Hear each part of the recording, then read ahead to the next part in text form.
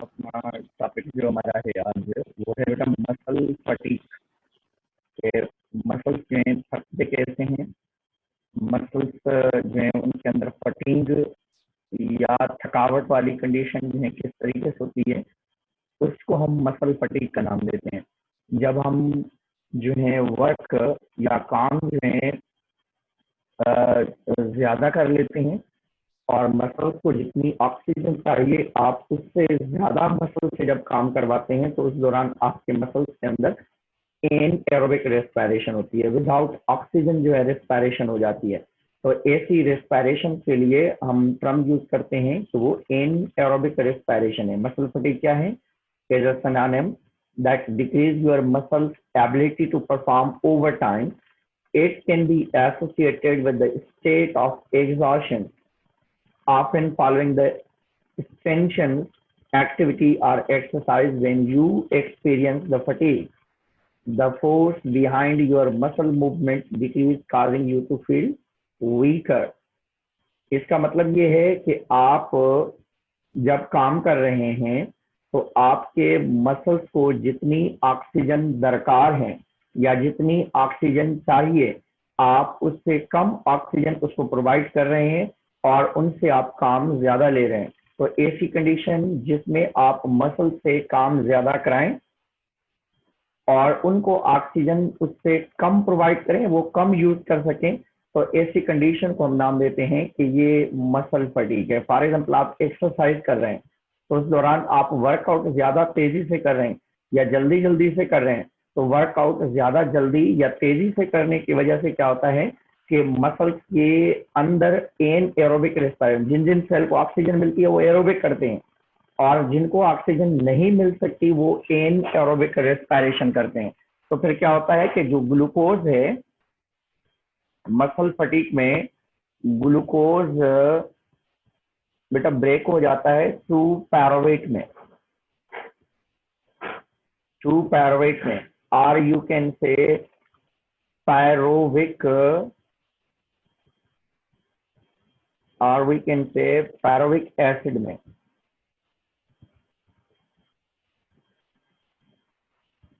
pyruvic acid में, to pyruvic या pyruvic acid में। अब इस पैरोविक एसिड के लिए दो कंडीशन हैं। अगर ऑक्सीजन अवेलेबल है, अगर ऑक्सीजन अवेलेबल है तो that will move towards the aerobic respiration या मूव टूवर्ड द माइटोकॉन्ड्रिया। अगर ऑक्सीजन अवेलेबल है तो ये माइटोकॉन्ड्रिया में जाएगा। अगर ऑक्सीजन अवेलेबल नहीं है तो ये साइटोसोल के अंदर माइटोकॉन्ड्रिया के बाहर ही इसमें से क्या बन जाता है, लैक्टिक एसिड बन जाता है, लैक्टिक एसिड बन जाता है। तो हमारे पास क्या होता है कि जब हम ऑक्सीजन जितनी प्रोवाइड कर रहे होते हैं वो तो हम ऑक्सीजन की मदद से एरोबिक रेस्पिरेशन करवा रहे होते हैं, aerobic.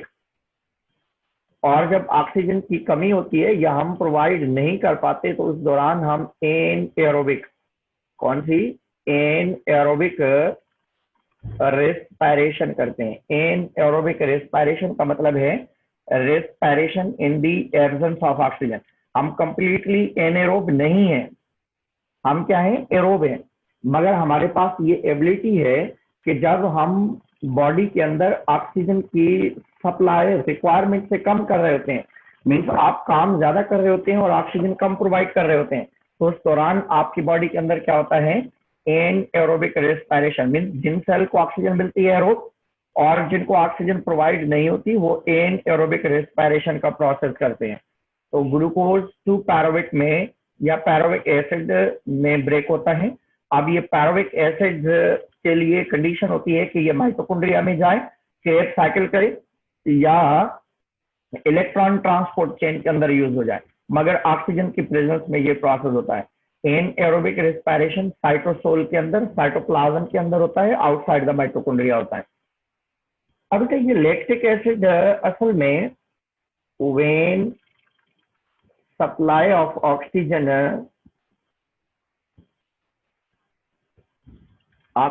decrease, then requirement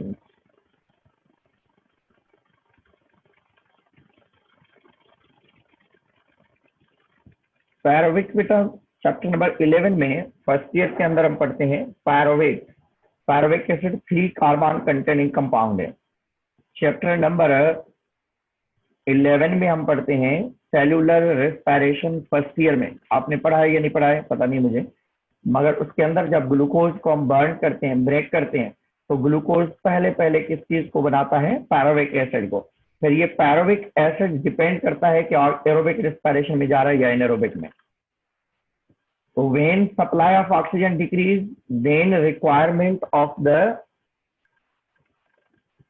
body at that time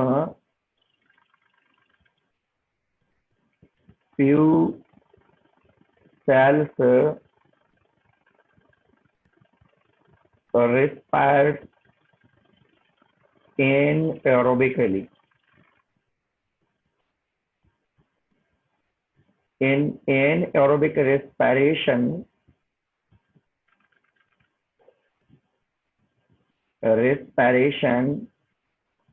produce less ATP and lactic acid produce होता है। बेटा लैक्टिक एसिड हमारे मसल्स के अंदर चुभन करता है। जैसे आप देख सकते हैं इस जगह पे कि ये थकान या थकावट वाली कंडीशन में हमारी टांगे या लेग्स जो है सुन्न हो जाती हैं। आप ऊपर चढ़ रहे होते हैं, इस तरीके से आप पकड़ बैठते हैं कि भाई ये मुझे इधर दर्द हो रहा है। ये दर्द क्यों हो रहा होता है? क्योंकि इस मसल के अंदर लैक्टिक एसिड से हम काम ज्यादा करवाते हैं। वॉक में हम ज्यादा काम करवा रहे होते हैं इन मसल से। तो उस वॉक या एक्सरसाइज या वर्क या रनिंग के दौरान स्पेशली आपके मसल्स फुल हो जाते हैं, आपके मसल्स के अंदर लैक्टिक एसिड जमा हो जाता है। तो इस लैक्टिक एसिड के जमा होने की वजह क्या है कि इन सेल्स के अंदर जहाँ पे ये इस टाइप का प्रॉब्लम होता है, इनको ऑक्सीजन जितनी जरूरत में थी इतनी आपने प्रोवाइड नहीं की या इनको नहीं मिली। आप इतनी स्पीड से जल्दी से चल रहे थे कि आप इतनी ऑक्सीजन सप्लाई नहीं कर सके कि इन तमाम सेल्स को, हर सेल को ऑक्सीजन मिल सके और वो नॉर्मल रेस्पायर कर सके। अगर ऑक्सीजन, दो कंडीशन हैं, या तो माइटोकॉन्ड्रिया की तादाद कम है, आपके मसल्स को ज्यादा एटीपी या एनर्जी की जरूरत है, आप एनर्जी ज्यादा नहीं प्रोवाइड कर पा रहे जिसकी वजह से आपको थकावट या थकान हो रही है। और दूसरी कंडीशन ये होती है कि आपने ऑक्सीजन इतना, आप पहले दिनों में, आप स्टार्ट में जब कोई भी वर्क शुरू करते हैं तो आप थक जाते हैं। एक तो ऑक्सीजन की सप्लाई के साथ आपको माइटोकॉन्ड्रिया भी चाहिए। अगर मसल्स के अंदर माइटोकॉन्ड्रिया की तादाद कम है और ऑक्सीजन भले ही आप ज्यादा सप्लाई करें तो आपकी बॉडी के अंदर एटीपी प्रोड्यूस नहीं हो पाएगी, आपको एनर्जी नहीं मिल पाएगी। तो इस वजह से पहले दिन आप ज्यादा थकते हैं, दूसरे दिन और कम, तीसरे दिन और कम। कंटिन्यूसली एक हफ्ते तक अगर कोई भी काम कर रहे होते हैं तो आपको बाद में कोई इश्यू नहीं होता, कोई प्रॉब्लम नहीं होता। क्यों? क्योंकि आपके मसल्स के अंदर इतनी तादाद में माइटोकॉन्ड्रिया बन चुके होते हैं जितने आपकी बॉडी के अंदर दरकार हैं या जितने आपकी बॉडी को रिक्वायर्ड हैं। मगर इस कंडीशन में जब आप एक्सरसाइज नहीं करते, वर्क नहीं करते, तो उस दौरान क्या होता है कि माइटोकॉन्ड्रिया की तादाद कम होती है। भले आप ऑक्सीजन की सप्लाई ज्यादा कर रहे हो तो उस दौरान भी आपको मसल फटीक होने के चांस है। मगर नॉर्मली जो हम चल फिर रहे होते हैं उसमें कभी कभार हमें ज्यादा वॉक करनी पड़ती है, ज्यादा वजन उठाना पड़ता है। तो उस दौरान क्या होता है कि आपकी बॉडी के अंदर ऑक्सीजन की सप्लाई उन सेल्स को इतनी नहीं हो रही जितनी आपको जो है ऑक्सीजन सप्लाई करनी चाहिए। क्यों? क्योंकि वहां पे माइटोकॉन्ड्रिया की तादाद कम है या इनहेलेशन और एक्सहेलेशन में कोई कमी पेशी हो रही है जिसकी वजह से प्रॉब्लम हो रहा है। तो इस दौरान हमारे मसल्स जो है पुल हो जाते हैं या हमारे मसल्स जो है थक जाते हैं। उस थकावट को हम नाम देते हैं कि ये मसल फटीग है। अब क्योंकि लैक्टिक एसिड हमारे मसल्स में जमा हो चुका है, बताइए, अब इस लैक्टिक एसिड को यूज करने की जरूरत होती है। जब हमारे मसल्स के अंदर लैक्टिक एसिड जमा हो जाए तो हम इसको दोबारा यूज करते हैं। बैठ के आप बैठ जाते हैं, बैठकर आप हाँफ रहे होते हैं, जोर जोर से सांस ले रहे होते हैं। हम परेशान होते हैं कि हमने तो वर्क कर दिया, अब हम जोर जोर से सांस क्यों ले रहे हैं? क्योंकि आपके मसल्स के अंदर जो लैक्टिक एसिड जमा हो गया है जिसकी वजह से आपको थकावट के साथ साथ चुभन हो रही है, आपको पेन हो रहा है। तो आप इस पेन को खत्म करने की कोशिश करते हैं, आप बैठ जाते हैं। और बैठकर थोड़ा सा जोर दे रहे होते हैं, दबा रहे होते हैं ताकि थोड़ा सा स्कैटर्ड हो, और जोर जोर से सांस ले रहे होते हैं ताकि ये लैक्टिक एसिड बॉडी के अंदर यूज हो जाए। तो ऑक्सीजन हमें चाहिए, हमें क्या चाहिए, एक हम चीज कहते हैं बेटा, इस लैक्टिक एसिड को दोबारा हम यूज करते हैं। Amount of oxygen required to remove or reuse lactic acid from the muscles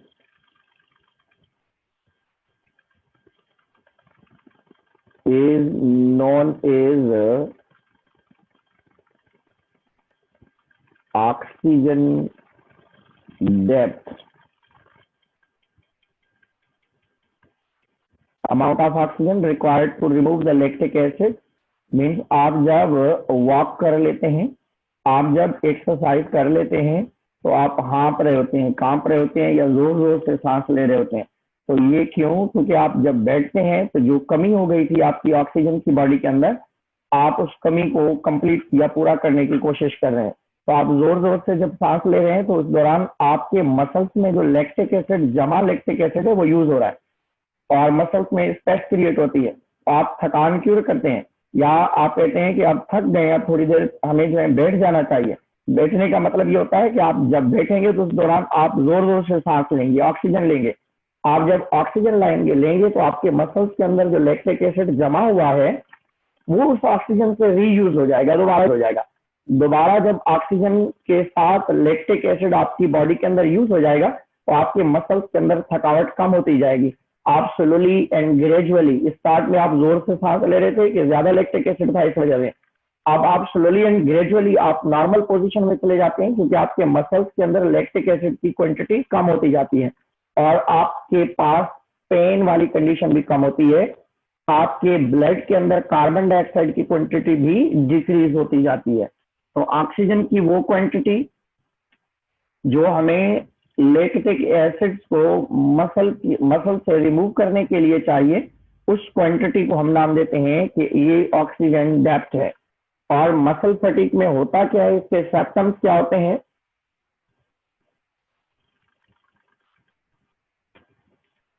अगर हम सिम्टम्स की बात करें तो मस्क्यूलर पेन होता है, मसल्स के अंदर दर्द होता है, मोर ब्रीदिंग रेट हो जाता है हमारा,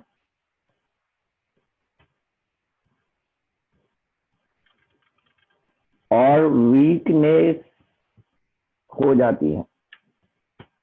थकावट के साथ साथ आपकी बॉडी के अंदर वीकनेस हो जाती है। और अगर आप बात करें तो carbon dioxide increase in blood हो रहा होता है और लैक्टिक एसिड accumulate इन मसल्स हो रहा होता है। और बहुत सारी कंडीशंस हैं मगर मोस्ट इम्पॉर्टेंट वन ये है कि आपको मसल्स के अंदर पेन होगा, आपके मसल्स जो हैं थक जाएंगे। इस इन एरोबिक रेस्पिरेशन को बेटा, इसके लिए दूसरा टर्म भी हम यूज करते हैं। इन एरोबिक रेस्पिरेशन जो हमारे पास होती है, इन एरोबिक रेस्पिरेशन के लिए एक अलग टर्म भी यूज होता है, that known is fermentation. Anaerobic respiration also known as fermentation भी कहा जाता है इसको। फर्मेंटेशन भी हम इस चीज को कहते हैं। अब इसके बाद हमारे पास कुछ प्रॉब्लम्स हैं जो हमारी बॉडी के अंदर होते हैं कॉमनली, जो मसल एबनॉर्मलिटीज हैं।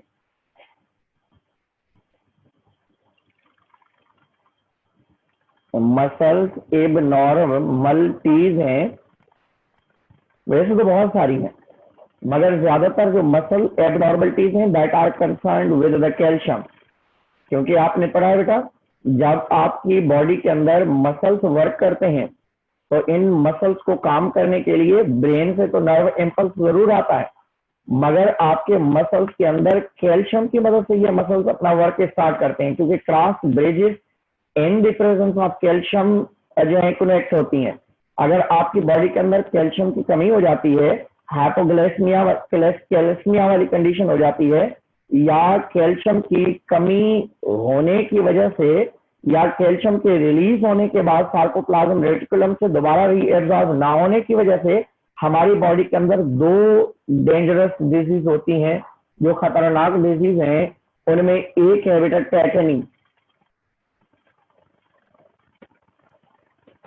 Tetani and second one is the cramp. एक जो प्रॉब्लम है उसको हम नाम देते हैं टेटनी।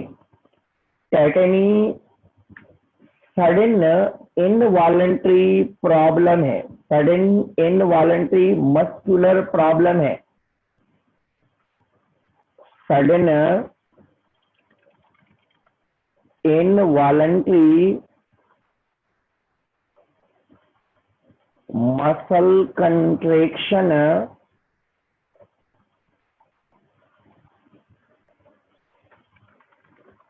of voluntary muscle,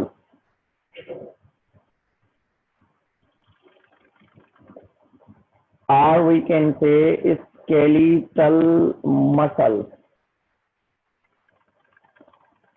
इसमें होता क्या है कि आपके जो वॉलंटरी मसल्स हैं जो आपके कंट्रोल में है, आप जब चाहते हैं वो कंट्रैक्ट और रिलैक्स होते हैं, मगर इस कंडीशन में, टेटनी वाली कंडीशन में, आपके जो वॉलंटरी मसल्स हैं, मीन्स आपके जो स्केलेटल मसल्स हैं, वो ऑटोमेटिकली कंट्रैक्ट और रिलैक्स होना शुरू हो जाते हैं। Sudden involuntary muscle contraction of voluntary muscles, और we can say skeletal muscles. हमारी बॉडी के जो स्केलेटल मसल्स हैं वो कंट्रैक्ट होते हैं, वो कंट्रैक्ट और रिलैक्स होते हैं। उन मसल्स की कंट्रैक्शन और रिलैक्शन अल्टीमेटली हो जाती है, और ये क्यों होती है? कैल्शियम लेवल लो होने की वजह से, लो लेवल ऑफ कैल्शियम की वजह से, या उसके बाद हम कहते हैं इन ब्लड भी कह सकते हैं, ब्लड में नॉर्मली। और दूसरी चीज बेटा ये होती है कि आपके न्यूरॉन्स जो हैं आपके मसल्स को ट्रिगर कर देते हैं, एक्टिवेट कर देते हैं, और आपके मसल से सार्कोप्लाज्म रेटिकुलम जो है कैल्शियम को रिलीज करवा देता है। कौन सी चीज? लो लेवल ऑफ कैल्शियम की वजह से, या more release of calcium from the sarcoplasm reticulum, sarcoplasm reticulum। दोबारा सुन लें, आपके जो वॉलंटरी मसल्स हैं, आपके हाथ हैं या पांव या कोई भी पार्ट, गर्दन है, बहुत सारे लोग ऐसे आपने देखे होंगे जिसके हाथ कप कप आते हैं या उसकी गर्दन में प्रॉब्लम होती है, तो ये वॉलंटरी मसल्स जो उसके कंट्रोल में। हाथ हमारे ऐसे तो नहीं कंट्रैक्ट रिलैक्स होते हैं, मगर इस प्रॉब्लम की वजह से क्या होता है कि अल्टीमेटली कंट्रैक्ट और रिलैक्स हो रहे होते हैं। तो ऐसी कंडीशन को हम नाम देते हैं, अगर ब्लड के अंदर कैल्शियम की लेवल डिक्रीज हो जाए तो आपकी बॉडी के अंदर क्या होता है कि कैल्शियम बोन से या मसल से निकाला जाता है, और ये मसल से जब कैल्शियम रिलीज होता है तो आपके उस फंक्शन को कंटिन्यूसली परफॉर्म करवा रहे होते हैं। तो नॉर्मली आप देख लें, जब सार्कोप्लाज्म रेटिकुलम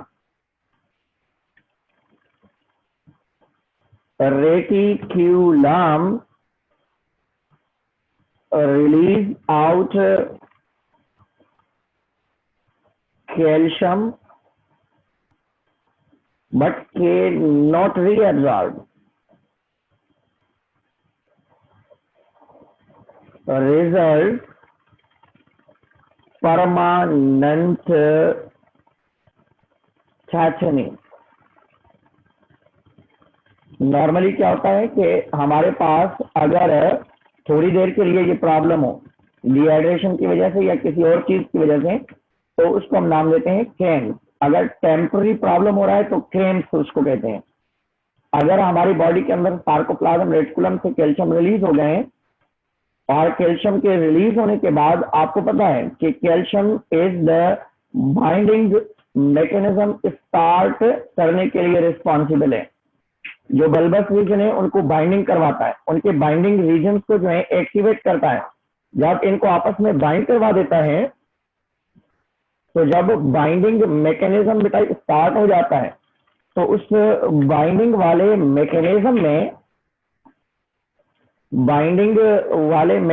में ये होता है कि जब बाइंडिंग हो चुकी होती है तो फिर मसल्स इनवॉलंटरी कंटिन्यूअसली वर्क करते रहते हैं। तो मसल्स वर्क कंटिन्यूअसली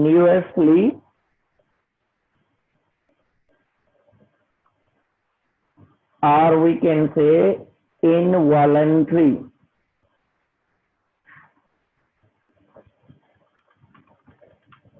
तो अगर जो है टेटनी जो है रेस्पिरेटरी सिस्टम के अंदर हो जाए तो दैट्स वेरी डेंजरस, क्योंकि आपके रेस्पिरेशन प्रॉपर नहीं हो पाएगी।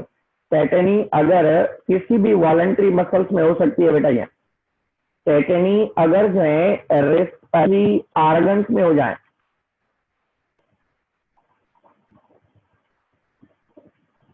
रेस्पिरेटरी ऑर्गन्स में हो जाए इज वेरी फेटल।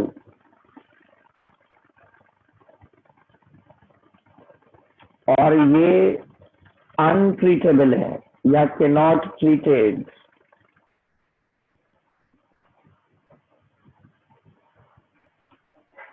तो नॉर्मली टेटनी हम कहते हैं कि आपके मसल्स जो हैं कंट्रैक्ट और रिलैक्स हों इनवॉलंटरी, जो वॉलंटरी मसल्स हैं। नॉर्मली मसल्स आपके कंट्रोल में है, वो मसल्स जो आपके कंट्रोल में है आप कंट्रोल से निकल जाएं, अपने आप वो कंट्रैक्ट होना शुरू हो जाएं और परमानेंटली कंट्रैक्ट हो तो उसको आप टेटनी का नाम देते हैं। अगर मसल्स हमारे परमानेंटली कंट्रैक्ट और रिलैक्स हों बगैर किसी रुकावट के, उनके अंदर शिवरिंग की तरह प्रोसेस चलता रहे, तो ऐसी कंडीशन को हम नाम देते हैं कि ये टेटनी है। और टेटनी में हाई जो है कैल्शियम रिलीज हो जाता है आपके मसल्स के अंदर जब बॉडी के अंदर कैल्शियम की कमी होती है ब्लड के अंदर, क्योंकि जब ब्लड के अंदर कैल्शियम की कमी होती है तो आपकी बॉडी के अंदर एक होता है जो हार्मोन होते हैं, डिफरेंट टाइप के हार्मोन्स होते हैं, जैसे एल्डोस्टेरोन हार्मोन है। तो इसी तरीके से एक हार्मोन होता है जिसको हम पैराथ्रोमोन कहते हैं, जो चैप्टर नंबर 1 के अंदर आपने पढ़ा है। Parathormone that is responsible for the reabsorption of calcium. तो ये कैल्शियम को रीएब्जॉर्ब करवाता है ब्लड से भी, इससे यूरिन या फिल्ट्रेट से भी, और इसके बाद अगर मेंटेनेंस नहीं हो पाती तो फिर बोन से भी उसको रिलीज करवा रहा होता है। तो इसी तरीके से हमारे पास एक मैकेनिज्म पाया जाता है जिसकी वजह से ये कैल्शियम की क्वांटिटी को हम अपनी बॉडी के अंदर मेंटेन करवा रहे होते हैं।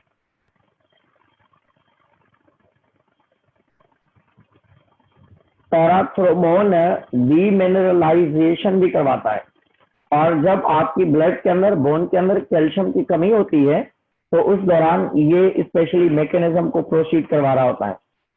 अब हम आते हैं बेटा परमानेंट के बाद टेम्पररी क्रैम्प्स की तरफ आते हैं।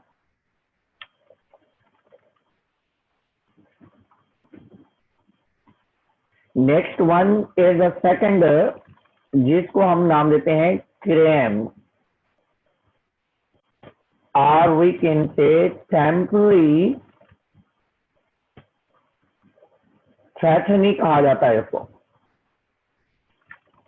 क्रैम्प्स को जो है टेम्पररी टेटनी इस वजह से कहा जाता है कि ये ठीक हो जाती है, इसमें कोई इशू नहीं है। जब इसमें भी क्या होता है, ब्लड कैल्शियम लेवल डिक्रीज हो जाती है इसमें, मगर क्यों होती है, डिहाइड्रेशन की वजह से। या वोमिटिंग की वजह से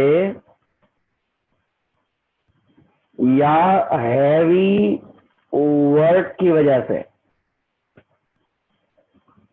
या एक्सरसाइज जिसको आप कहते हैं। आपने देखा होगा बेटा, आप अगर कभी आप टेनिस खेले हो या आप जो है कभी घर के अंदर कोई वजन उठा के हाथ के साथ जो है थोड़ी दूर तक जाते हैं आप, तो भारी चीज को उठा के जो है दूर तक जाते हैं, तो आप उस चीज को रख देते हैं, रखने के बाद भी आपके हाथ जो है कपकपा रहे होते हैं, तो आपके हाथ जो थोड़ी देर के लिए ये कपकपाहट कर रहे होते हैं, इसको हम नाम देते हैं कि ये क्रैम्प्स हैं।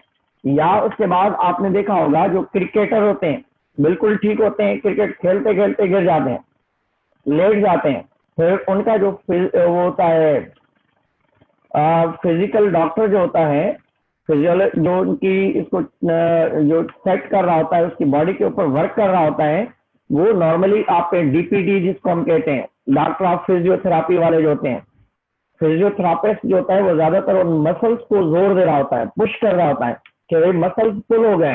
ये मसल्स का पुल होना किसके अंदर आ जाता है? क्रैम्प्स के अंदर। मसल पुल जिसको आप कहते हैं, जो मसल्स पुल हो जाते हैं, तो ऐसी कंडीशन में भी नॉर्मली क्या होता है कि वॉलंटरी मसल्स इनवॉलंटरी वर्क करते हैं। इसमें भी इन cramps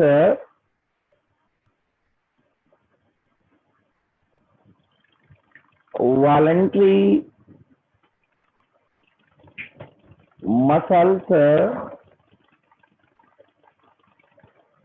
work involuntary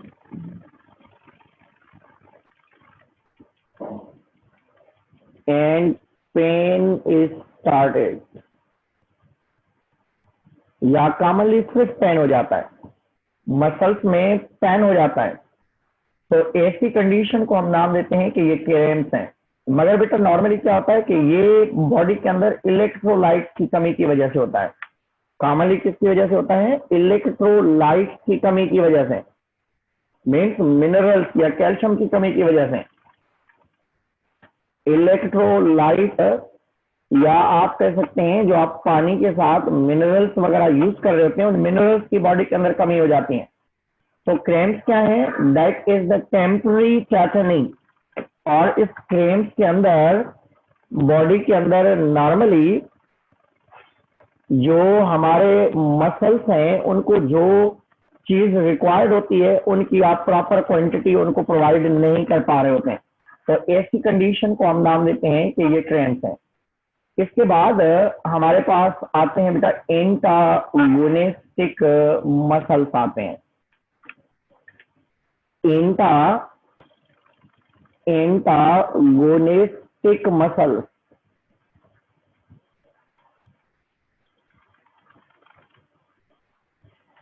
pair of muscles that work in opposite direction।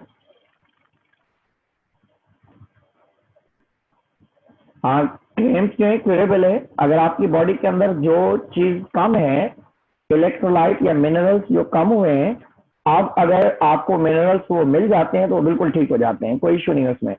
Normally आप देखें जब आप वोमिटिंग वाली कंडीशन में होते हैं, उल्टी आ रही होती हैं, डायरिया या मोशन होते हैं, डायरिया में भी होता है, इसमें नॉर्मली डायरिया या डायसेंट्री वाली कंडीशन भी है।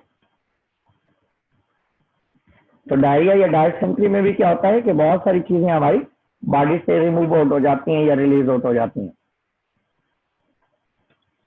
ये क्यूरेबल है, ये नॉर्मलाइज अल्टीमेटली भी हो जाता है। आप बैठे वोमिटिंग के बाद थोड़े वक्त के बाद आप पानी वानी पिए, या पहले आप कांप रहे थे, आपको थोड़ी सी सरसराहट महसूस हो रही थी क्योंकि आपने वोमिटिंग बहुत ज्यादा की है, या उसके बाद में डायरिया मोशन वाली कंडीशन में होता है, तो ऐसी कंडीशन में या ज्यादा हैवी वर्क करने के बाद हमें डिहाइड्रेशन हो जाती है, पानी की कमी, मिनरल्स की कमी हो जाती है, तो उस दौरान भी कॉमनली तो ये नॉर्मल हो जाता है। ये टेम्पररी इस वजह से कहते हैं।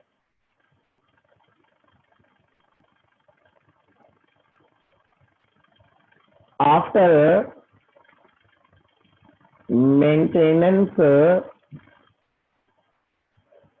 ऑफ मिनरल या इलेक्ट्रोलाइट, बिकम नॉर्मल, तो ये नॉर्मल हो जाता है, इसमें कोई इतना ज्यादा इश्यू नहीं होता। टेम्पररी टेटनी में आपको हल्का सा पेन होता है थोड़ी देर के लिए, फिर आप ठीक हो जाते हैं, कोई इश्यू नहीं होता। Antagonistic muscles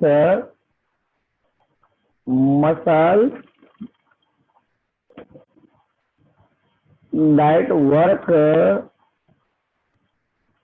in opposite direction। मैंने पहले भी आपको कहा था कि हमारे मसल्स जो हैं ग्रुप में होते हैं। फॉर एग्जाम्पल हमारे ज्वाइंट हैं, अगर कोई भी आप ज्वाइंट बोन ले लें, इस जगह पे ये एक बोन है और इस जगह पे इस दूसरे बोन को अगर आप ले लें तो ये बोन है, फॉर एग्जाम्पल ये एल्बो बोन फॉर एग्जाम्पल आप लें, तो इस जगह पे जो मसल्स हैं ये वाले इसको इस तरफ खींचने के लिए रिस्पॉन्सिबल है, इस तरफ, और दूसरे मसल्स होंगे जो इसको इस तरफ खींचने के लिए रिस्पॉन्सिबल होंगे। तो मीन्स दोनों मसल्स एक वंस काम नहीं करते। अगर ये कंट्रैक्ट होंगे तो ये मसल्स रिलैक्स होंगे, अगर ये कंट्रैक्ट होंगे तो फिर ये रिलैक्स होंगे। एंटागोनिस्ट का मतलब क्या होता है कि एक मसल्स काम करेंगी, दूसरी जो है रिलैक्स हो जाएंगे। आपके ज्वाइंट जो है, मैंने स्टार्ट में कहा था कि muscles can pull the bone but can not push.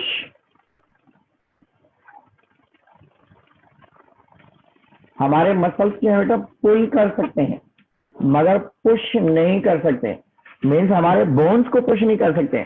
Means कोई भी मसल है, फॉर एग्जाम्पल आपके पास ये स्कैप्यूला है, तो इस जगह पे आपका ये ह्यूमरस अवेलेबल है, इस जगह पे ये फॉर एग्जाम्पल हम कहें कि ये स्कैप्यूला है और ये आर्म वाला ह्यूमरस है, आर्म वाला ह्यूमरस है। तो इसके अपर साइड पे जो आपके मसल्स पाए जाते हैं इस जगह पे, इनको हम नाम देते हैं कि ये बाइसेप मसल्स हैं। और नीचे वाले जो होते हैं बेटा उनको हम नाम देते हैं ट्राइसेप मसल।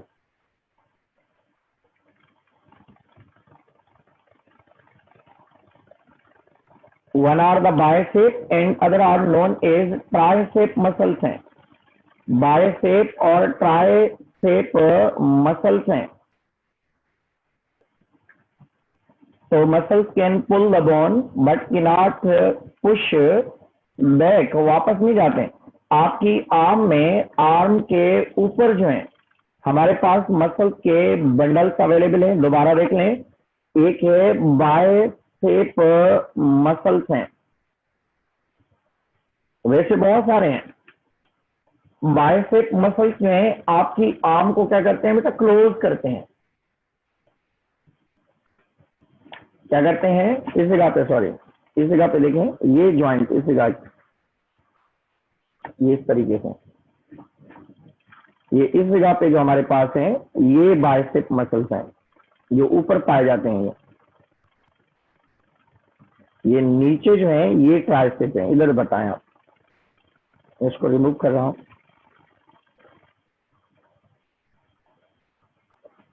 ये वाले हैं बेटा, ये बाइसेप मसल्स हैं जो हमारी आर्म पे, आर्म फॉर एग्जाम्पल इस तरीके से आर्म है, ये आपकी एल्बो है इस तरीके से, ये पंजे हैं आपके। तो इस जगह पे जो ऊपर की तरफ मसल्स आपके पास अवेलेबल होंगे, इन मसल्स को हम नाम देते हैं कि ये बाइसेप मसल्स हैं। इसकी वजह से आर्म आपकी बंद हो रही है, ये आप इसको खींच रहे हैं, बंद कर रहे हैं इसको। और फिर उसके बाद ट्राइसेप मसल्स इस तरफ होते हैं जो इस आर्म को बाहर की तरफ खींचते हैं। अगर आर्म को जो है, अगर आर्म को कोलैप्स करना हो तो किसकी वजह से, बाइसेप मसल्स की वजह से।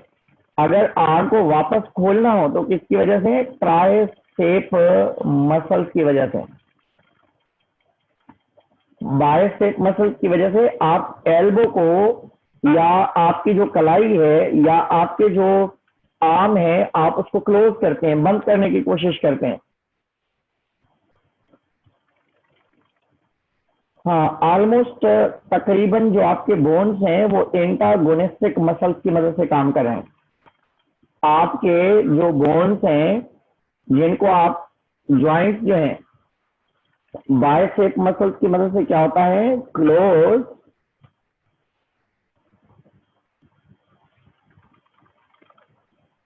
आर्म करते हैं हम, आर्म को बंद करते हैं हम, और ट्राइसेप मसल्स की वजह से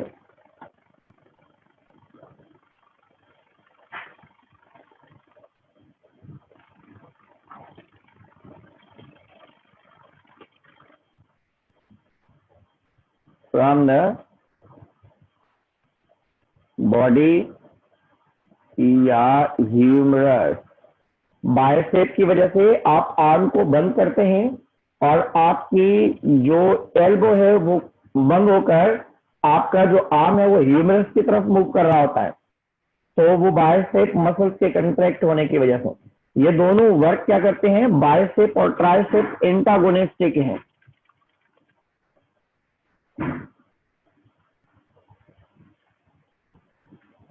muscles are antagonistic,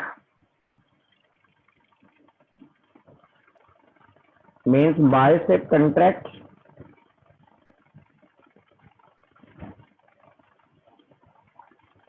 then tricep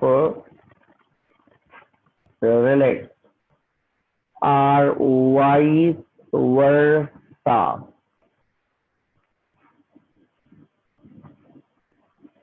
ये बाइसेप ट्राइसेप नहीं होंगे, फिर दूसरे होंगे।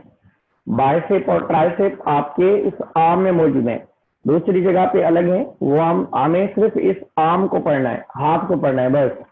हमारे पास जो मसल्स हमें इस जगह पे डिस्कस करने हैं एंटागोनिस्टिक, वो आपकी आर्म के करने हैं। ये हमने पढ़ा है बाइसेप और ट्राइसेप मसल्स, और भी हैं जो आपके मसल्स जो हैं आपके आर्म को मूव करा रहे हैं, वो कंप्लीटली हम इंशाल्लाह कल डिस्कस करेंगे। आज अगर आपको कोई क्वेश्चन है तो आप पूछ लें भले।